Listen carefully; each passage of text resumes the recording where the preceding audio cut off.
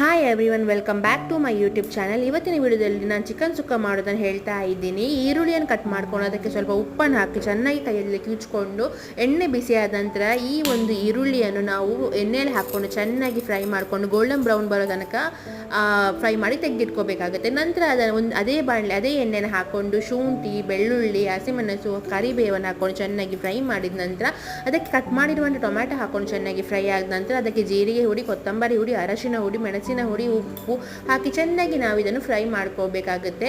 ಇದನ್ನು ಚೆನ್ನಾಗಿ ಫ್ರೈ ಆದ ನಂತರ ನಾವು ಚಿಕನನ್ನು ಕ್ಲೀನ್ ಮಾಡಿ ಇಟ್ಕೊಂಡಿದ್ವಲ್ಲ ಅದನ್ನು ಇದಕ್ಕೆ ಹಾಕ್ಕೊಂಡು ಚೆನ್ನಾಗಿ ನಾವು ಮಿಕ್ಸ್ ಮಾಡಿ ಬೇಯಿಸ್ಕೋಬೇಕಾಗುತ್ತೆ.